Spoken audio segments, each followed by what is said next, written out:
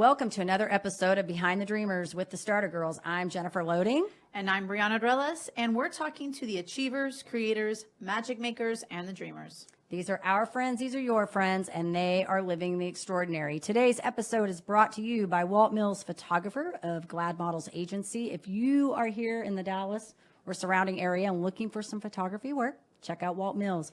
You can learn more about him and his work at photosbywalt.com. We'd also like to do a special shout out to Upbeat Studios with Chris CLIO. He can take care of all of your event and podcast needs.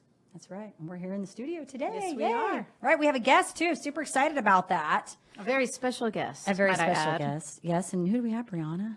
We have the one and only, my father, the king of yellow glasses, Anthony Fedele. And it is awesome because if they're tuning in and not getting to watch this video, he definitely has some awesome, cool yellow glasses on. So I'm sorry. I thought this was being broadcast, it is being broadcast. like video broadcast. It is going to be video, but we have people that listen in that don't see the video too. Well, where's the cameras?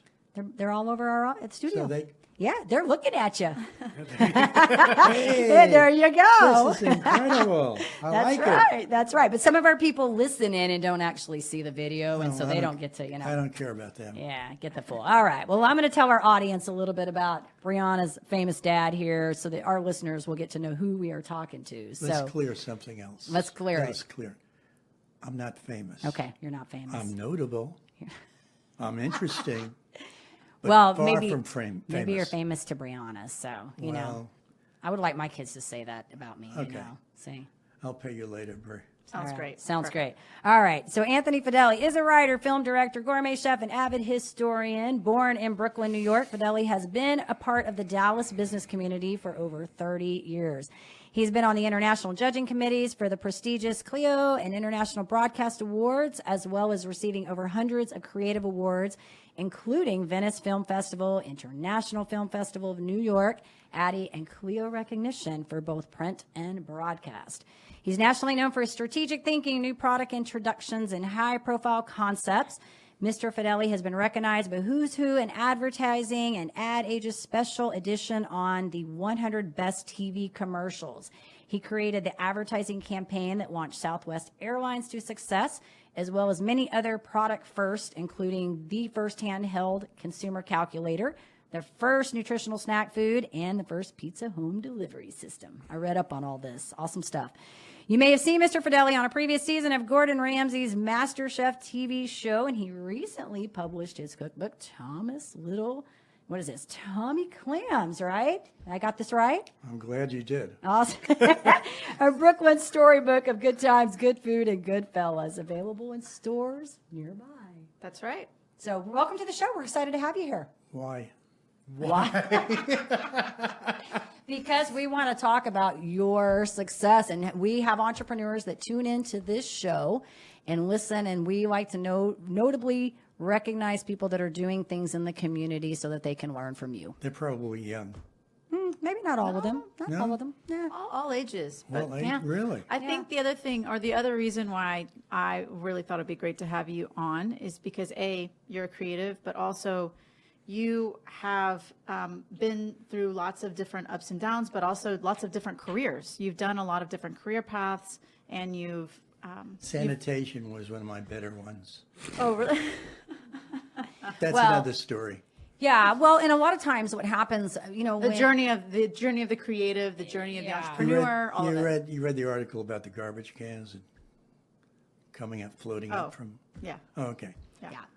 Well, no, what I was going to say is that a lot of times when people talk about entrepreneurship, they focus on all the highlights, and there's this glam over of being an entrepreneur, right? And we know that being an entrepreneur, achieving anything really, there are ups and downs, there's valleys, Yeah, right? I And so would that's what we say- like to, Absolutely. we like to talk about that I stuff. would say So, far more failures than success. well, I want to open up because you've done a lot of amazing things, and I did read your bio that you sent over that talked about like the home delivery, the pizza, the Southwest Airlines, so amazing stuff. So I want to kind of just open up, I guess, with how this came about for you, because was this something that you just, I mean, have you been creative your whole life and sort of kind of went into this? Did you study this? How did this all come about for you? Fear. Fear. Money. Money. Okay. No, it's First of all, I'm unemployable. When you're my age, you don't Have find. you always been unemployable, though? Oh, of course. We have to determine that. We need to know. I mean, I couldn't even get a job at Tom Thumb. I mean, it was really embarrassing. But regardless, Not always unemployable. why do you say that? Because you worked in advertising agencies for years. You had your own advertising agency. Look at me, I'm here now. That's called unemployable. Well, entrepreneurs are, a lot of times unemployable. Well, I think that's kind of you to call me that E word, but I like the S word, survival, Survival. much better, And this is really getting to be a boring conversation. So hopefully someone will liven it up. Well, you got to get back. You got to get back to telling us the story. Go ahead, Chris. So since you really haven't done much with your life, I guess the better question is what did you do with all the free time? There you go. That is good. Have you ever seen me at a loss of words? I gotcha. Chris, you got me. I'd much rather talk about my book. Well, we're going to get to that, but we got to preface this. That's why we were asking you. Well, the book is very important because the book is really part of the answers to the questions you're going to ask Well, me. tell us about the book. Let's start there. Well, I had nothing better to do than to think about one's life as you get closer to death. So you figure out what are the interesting things you've done. So I thought of that and I realized they weren't interesting at all. But then I found out, going through some old photographs, the interesting stuff was what your life was all about and what your family's all about. So taking that in mind, I started to develop stories based on actually family stories as a kid I heard, and developed them into stories for my book, but more importantly, stories from my life in advertising, like the guy who tried to kill his wife but didn't succeed. His wife wound up killing him. So that's funny, guys. I mean, come on. This guy is like, he put barbells in closets so that when she opened it, she lived. Tried to gas her in the car. Wow. But she woke up. He blanked out from the gas, died. She collected the money. So that's that. It's all. It's advertising. Advertising people are really strange. And then the other thing that I thought was really cool, Dad, is that you've been a writer your whole life. I mean, you've been writing books, novels, screenplays for so long, and then to finally be able to take this dream right here, but also the ideas and the concepts, which incorporate your cooking, because you're an amazing cook and chef, into the stories. I thought was really cool. And it was just, for me, from a personal standpoint, I loved seeing you be able to finally get this book in your hands. Yeah, I want to talk about that, but I want to talk about Gordon Ramsay. Did you know that I was kicked off the show? Tell us about it.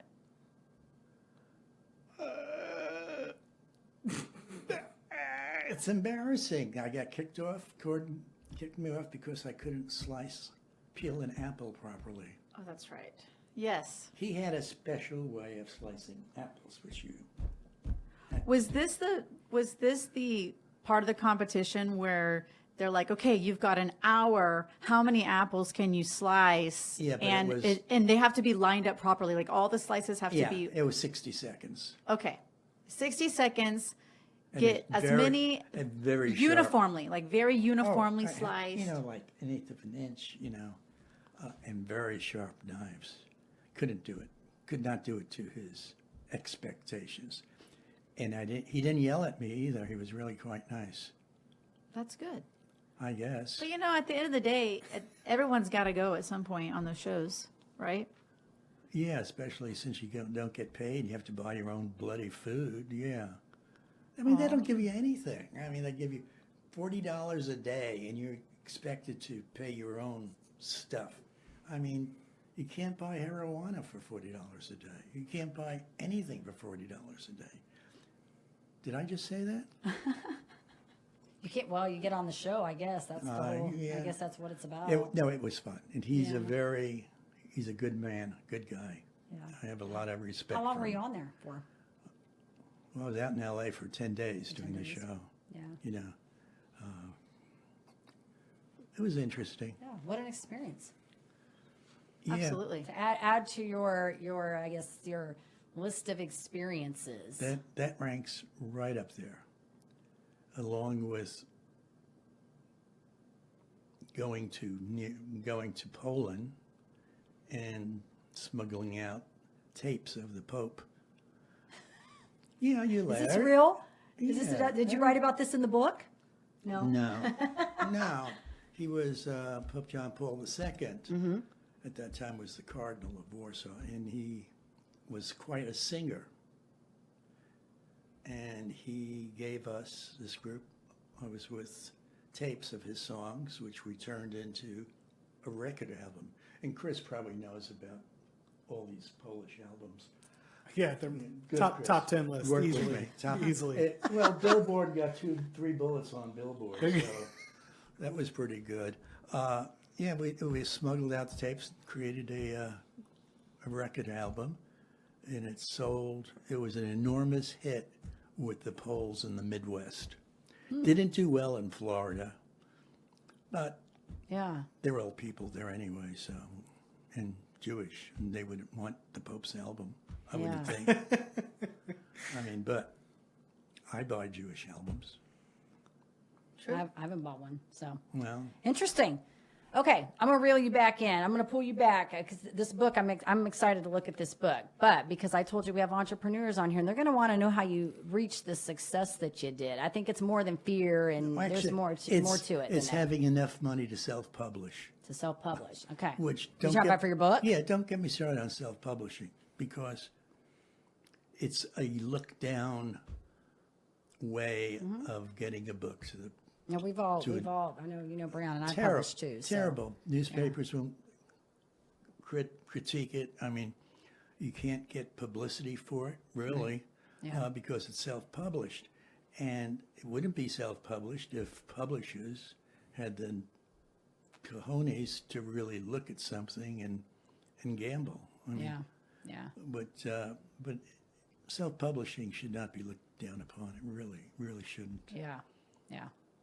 We know a lot of people that, I mean, doing books, and that's a question that comes up for a lot of people. There, should I go self-publishing? Should I get a publisher? And Oh yeah, I'd get a publisher Yeah. first, but no one would. Who wants to publish this dude? You know. right. Well, and the publishing world has changed so much, just like the music industry, where a lot of times, a lot of publishers are looking at, okay, does this author, do they have an audience? Do they have a following? Do they have a community that I'm going to sell these books to? Like all of this stuff. So, Right. I don't know. Personally, I think that self-publishing is a great route, especially if you don't quite have that community built up. No, it's a great route. I mean, it's difficult for Yeah. self-publishers. It really is. Yeah. It's looked down upon. But you got it done. So Yeah. that's the great thing. And it took time. You've been Yeah. developing these stories and these, I think that's kind of the other thing. If you're listening in, it's like, this is something that any book or any project really takes time. So for you, you've been developing these recipes, but also these stories. You've been writing these stories for years. Yeah. Well, So I wanted to actually leave something for my kids' recipes because I got tired of them calling me up wanting the recipe. And I hate phone calls. Even worse, I hate hate the phone calls. conversations. Even worse, I hate a we're conversation. taxing you today, aren't we? that Because goes we're more making than 20 you seconds. having conversation here. So I wanted to do the recipes for the kids, but then I figured out, being kind of a marketing guy, how many recipe books out there? Ouch. How many with Italian cooks? Ouch. I mean, Yeah. so I said, well, I'm just going to take my recipes, which are basically country recipes for poor people in Italy, and I'll put that together and add some other stuff to it, and that's interesting. Maybe I put some stories with them, make them more interesting. Sure. So that's what happened, and all the stories are true, but kind of, Embellished a little bit. I would say that, yes. How long did it take you to work on this? I mean, she said, Brianna mentioned you've been collecting this for a while. So how long, I guess, from the time that you made, I guess, the decision to put this together? A couple of years. A couple years? Yeah, Okay. because I had so much of it done already. Sure. Problem was putting it together. Right, right. You know, and self-publishers don't make your life easy, Sure. especially if you have photographs and there's stuff that wasn't copyrighted that should have been copyrighted. I mean, just, Yeah. but anyway, it's over with. Yeah, I know, that's good. And I asked that question because I think a lot of times when we're talking to even people that are trying to write books, like I know personally, Brianna and I've talked about this. My struggle when I did mine was just really getting the outline. Once I had the outline, I could fill in all the stuff. I didn't have the stuff yet, but it was getting that outline put together.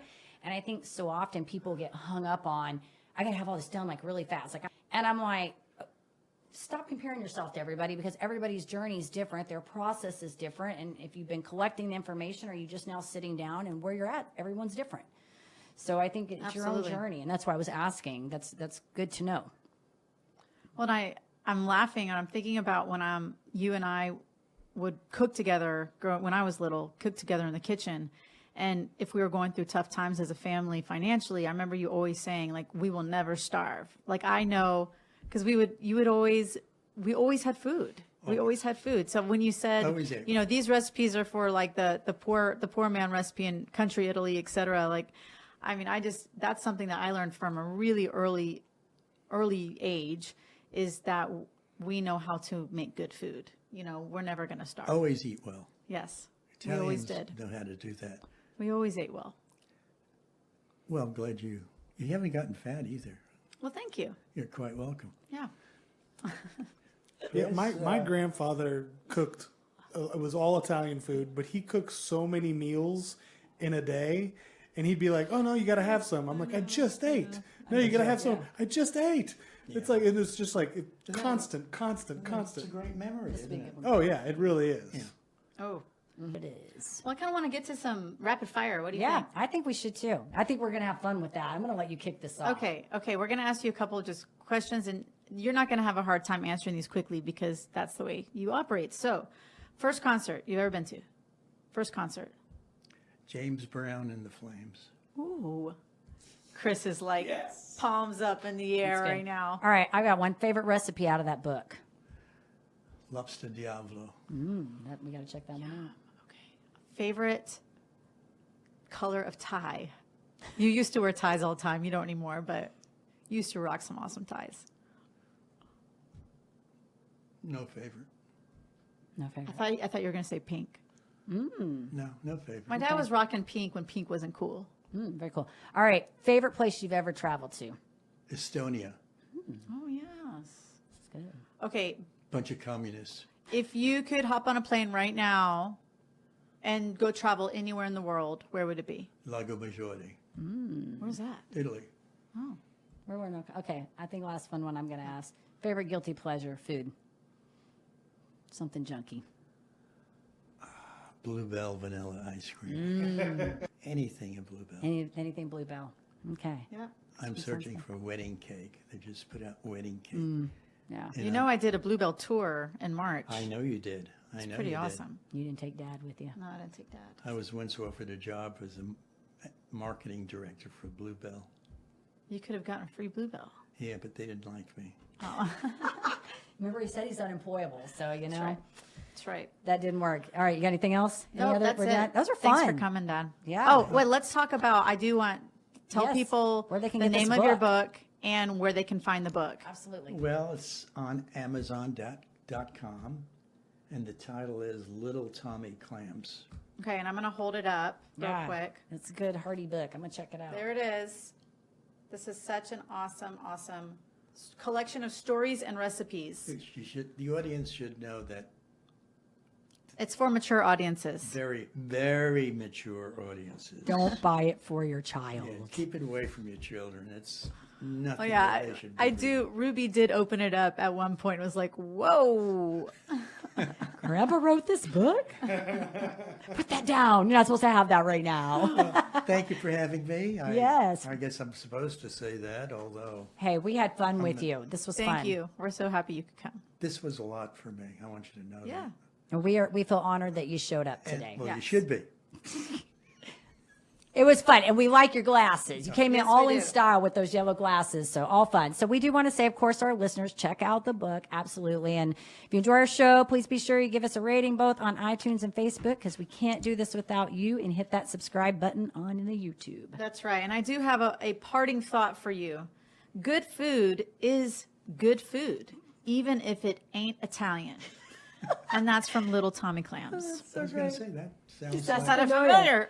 All right, to live the Thank you all. extraordinary, you must start, and every start begins with a decision. You guys take care, be safe, and be kind to one another. We will see you next time.